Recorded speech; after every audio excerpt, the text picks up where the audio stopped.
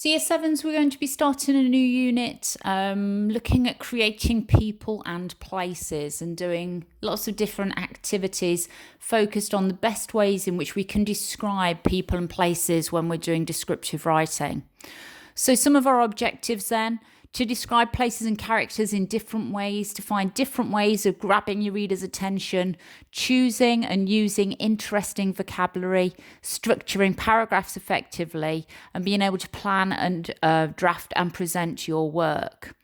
So if we just look at the knowledge organizer here, and obviously you'll be able to have a look at this in more detail, but a few things that I just want us to focus on in the literary techniques, using the power of three.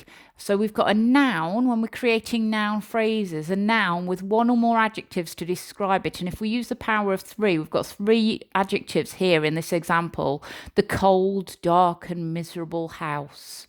If you imagine if you'd just written the cold house, it sounds much more effective with the three adjectives, doesn't it? The cold, dark and miserable house.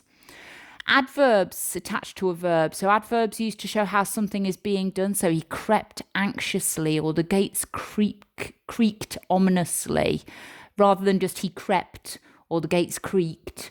With that adverb in there, again, it gives it much more detail. We can hear it, we can imagine it. We can use an adverb as an opener to a sentence, which is quite effective. If we look at the example here, angrily, she snatched the paper away. Much better than just she snatched the paper away. It tells us how she snatched it.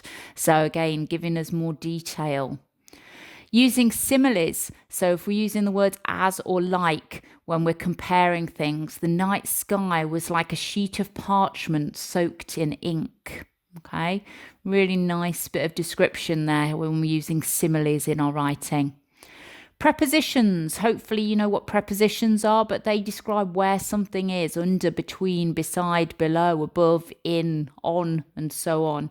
So use prepositions in your writing, and that's what we're going to be focusing on in today's work.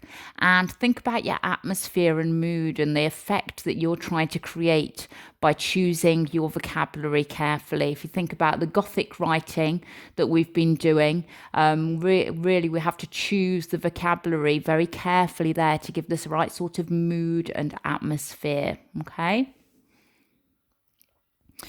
So we're going to be looking at a technique called zooming in to try and make details interesting for the reader, and using prepositions in our writing.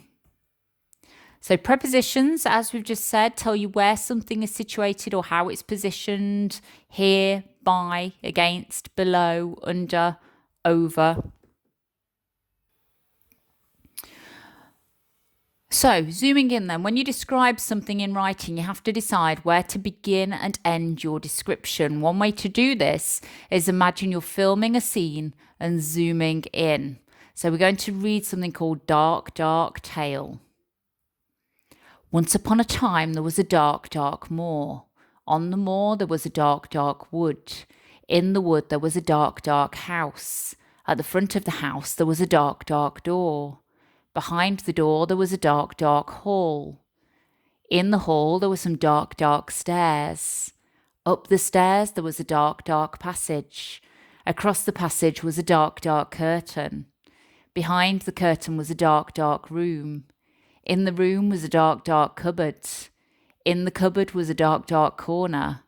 In the corner was a dark, dark box. And in the box there was a mouse. Okay, so you can see how we've zoomed in there. We started off with a dark, dark moor, so a wide, vast expanse of land. Then it zoomed in slightly to something a bit smaller, to a dark, dark wood, and then a bit smaller to a dark, dark house, then the dark, dark door, and so on until we got to the box with a mouse in it. So something surprising and unusual at the end. So we've used the technique of zooming in here. What I'd like you to have a go at doing is thinking about prepositions. And for the first activity, what I'd like you to do is to use those prepositions at the bottom of the screen to fill in the gaps in the sentences. So you'll need to write the sentences out and fill in those gaps. Okay, so you should give yourself about 10 minutes maximum to do this. So I've got some answers here for you. So I was playing football in the street. Suddenly the ball bounced off the pavement. It rolled into the road. Without thinking, I chased after the ball. Rajiv shouted to me to stop. It was too late. A car was coming towards me. All kinds of thoughts went through my mind. Then the car hit me and knocked me into the road.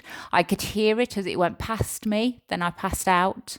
I don't remember anything else. Rajiv said they put me on a stretcher, then drove me across town by ambulance. I suppose they must have done because I woke up in the hospital. Before coming round, though, I had a strange experience. So using what we've just learned about prepositions and having read Dark, Dark Tale, I'd like you to have a go at writing your own zooming in short story. And we're going to use the guidance on the next step to help you. Remember, we start off with somewhere big and gradually zoom in to a small, surprising object. So you could start off with once upon a time there was, and we've got some different ideas here, and you might want to follow one of these colours, or you can come up with completely your own ideas. So it might start off once upon a time there was a large, large planet, and on that planet there was a large, large continent, and on that continent there was a large, large country, and so on. You don't always have to do the repetition of a particular word, like we had dark, dark throughout Dark, Dark Tale. And the example that I've just said, I've said large, large. You could write, once upon a time, there was a large green planet, and on that planet, there was a humongous busy continent. You can change the adjectives to make your writing more interesting. It's obviously more basic if we've got the repetition of the same adjective throughout. As it says at the bottom, remember to include prepositions, include adjectives, and aim for at least 10 lines. And remember, you're zooming in from something large to something very small and unusual, perhaps unexpected at the end. As with all your work, it would be lovely to see what you've had a go at doing here, and especially if you've got some work that you're really proud of, it'd be lovely to see it. You can email it to me, take a photo of it, send it to me, or put it in my section on the folder pages. So save it there if you want to. So long as it's under Miss Clements English, then I will be able to find it. Okay, so you should probably give yourself about 10-15 minutes on this. If you want to illustrate it as well, that would be fantastic. Okay, off you go.